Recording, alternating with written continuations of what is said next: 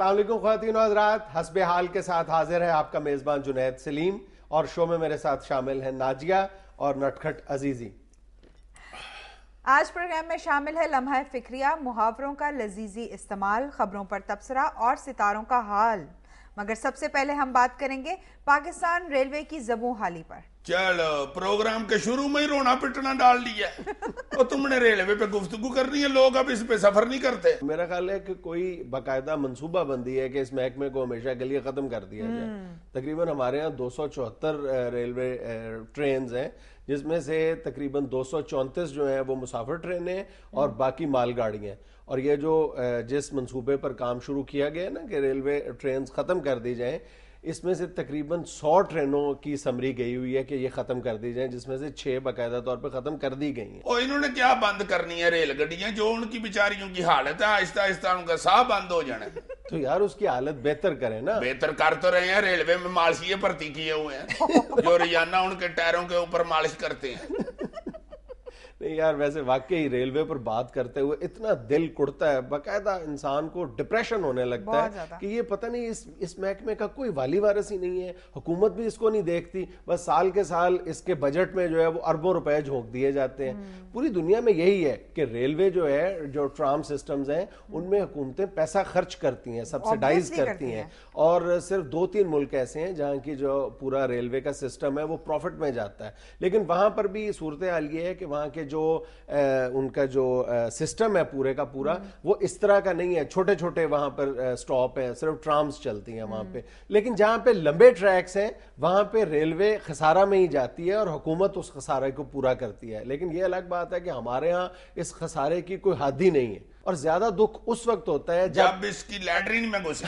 यार कभी सीरियस भी हुआ करो। मैं सही कह रहा हूँ, रेलगाड़ी की लैटरिन में घुसे, अंदर से कुंडी नहीं लगती, बड़ी शर्म आती है। नहीं नहीं, मैं ये बात कर रहा था कि ज्यादा अफसोसनाक सूरत हाल उस वक्त सामने आती है जब हम अपनी रेलवे का मुवाजना हिंदुस्तान के रेलवे सिस्टम के साथ करते हैं। तो ना करो यार, हमें क्यों शर्मिंदा होते हो तुम? नहीं, क्यों ना करें। देखो, दोनों मुल्कों की जो रेलवे सिस्टम है उसकी एक जितनी उम्र है, एक जैसे मसाइल हैं तकरीबन और एक जैसे वसाइल हैं, लेकिन वहां पर तकरीबन रोजाना एक अंदाजे के मुताबिक 2 करोड़ मुसाफिर जो हैं हिंदुस्तान में वो रेलवे के जरिए सफर करते हैं। और पाकिस्तान और हिंदुस्तान की अगर आबादी का तनासुब देखा जाए तो 7 गुना कम है हम। इस हिसाब से देखा जाए तो हमारे यहाँ तकरीबन 30 लाख लोगों को सफर करना चाहिए, लेकिन हमारे यहाँ पता कितने लोग सफर करते हैं रोजाना रेलवे पर? कितने जी? 2 लाख।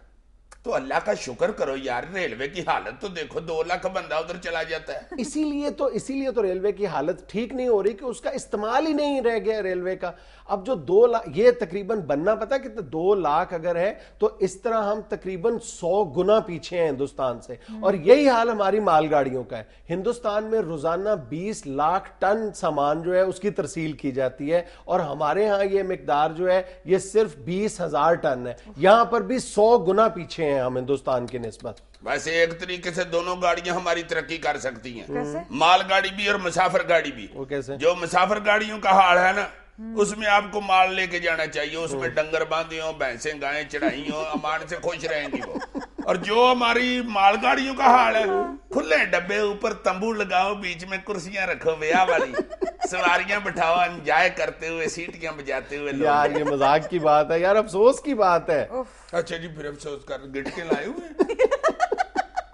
यार यकीन करो कि ये तो मजाक में बात कर रहे हो, इस वक्त प्रैक्टिकली यही सूरत हाल है। जब से एनएलसी वजूद में आया है उस वक्त से हमारी जो मालगाड़ियां हैं उनका वाहिद मसरफ ये है कि ईद के मौके पे आपको उनमें बकरे सवार नजर आते हैं और आम हालात में उनमें गाय भैंसें आपको नजर आती हैं। एक वक्त था जब हमारी रेलवे की कुल आमदन का जो 40% हिस्सा था वो इन मालगाड़ियों से आया करता था। अब आलम यह है कि इसका वाहिद मसरफ ये रह गया है कि कई शहरों में रेलवे के साथ जो हमारे पास जो जखीरा अंदोज दोस्त हैं वो मिल जाते हैं और वो ये करते हैं कि जिस जगह पर छापा पड़ने का डर होता है वो उससे बचने के लिए ये करते हैं कि रेलवे की बोगियों का इस्तेमाल करते हैं और रेलवे के अफसरान के साथ मिलकर ये लोग कई कई दिन तक एक ही स्टेशन पर इन बोगियों को खड़ी रखते हैं। अमान से? हाँ, बड़े खोचर लोग हैं भाई। अच्छा, हमारे रेलवे हुकाम आए रोज जब भी उनसे बात करो वो अपना रोना रोते रहते हैं वसाइल की कमियाबी का। हालांकि इस वक्त हमारे पास 550 रेलवे के इंजन हैं اور ہمیں جو ایفیشنٹ سسٹم چلانے کے لیے صرف 320 انجن درکار ہے، لیکن ہمارے جو 550 انجنز میں سے صرف 100 ایسے ہیں جو چالو حالت میں ہیں، بلکہ ان 100 میں سے بھی تقریباً 60 ایسے ہیں جو آئے روز خراب رہتے ہیں۔ اس کا مطلب یہ ہوا کہ کل پاکستان کے ریلوے کے جو ایفیشنٹ ریلوے انجن ہیں ان کی تعداد صرف 40-45 کے قریب ہے۔ تو خراب کیسے ہو جاتے ہیں؟ ان کو کتے فیل ہو جاتے ہیں؟ نہیں، وہ ہے کہ وہ یہاں پہ ورک شاپس میں بند ہے، ان کے سپیئر پارٹس کی کمیابی کا مسئلہ ہے۔ اب ایک سننے میں آ رہا ہے کہ چین سے ہم نے یہ انجن خریدے تھے، اب چین ہی سے ان کے سپیئر پارٹس کا ایک کانٹریکٹ ہوا ہے کہ چین سے ہم منگوا رہے ہیں۔ تو یہ جس وقت انجن خریدے تھے اس وقت یہ کانٹریکٹ نہیں کیا تھا؟ نہیں، کانٹریکٹ تو اسی وقت ہے، اس کے بعد یہ میں نے کہا نا کہ ریلوے کا تو کوئی والی وارث ہی نہیں ہے نا۔ ان تمام یہ صورتحال کی جو سنگینی ہے اس کا کبھی کوئی نوٹس ہی نہیں لیا گیا۔ اب یہ ہے کہ بجائے صورتحال کو بہتر کرنے کے ریلوے کو ایک انداز میں بند کرنے کی منصوبہ بندی کی جا رہی ہے۔ یار تم کبھی ان کی خرید و فروختی سن لو نا ریلوے کی۔ ایک بندے نے مجھے بتایا، اللہ جانتا ہے مجھے چکر آ گئے، میں گر گیا، ٹوٹی بھی لگی تھی، مجھے یاد ہے مجھے ادھر۔ تم حیران ہو گئے کہ ایک پیچ جس کی کل قیمت بازار میں کو 3 روپے ہوگی نا، وہ جب یہ ٹینڈر لگا کے تو پھر خریدتے ہیں نا جناب ٹھیکیدار صاحب سے، یار وہ 3 روپے کا پیچ 300 میں خریدتے ہیں۔ بہت بری حالت ہے۔ یہ جو تم بات کر رہے ہو نا، یہ ریلوے کے جو اثاثے ہیں نا ان کی خرید و فروخت میں بھی یہی فراڈ بازی ہو رہی ہے۔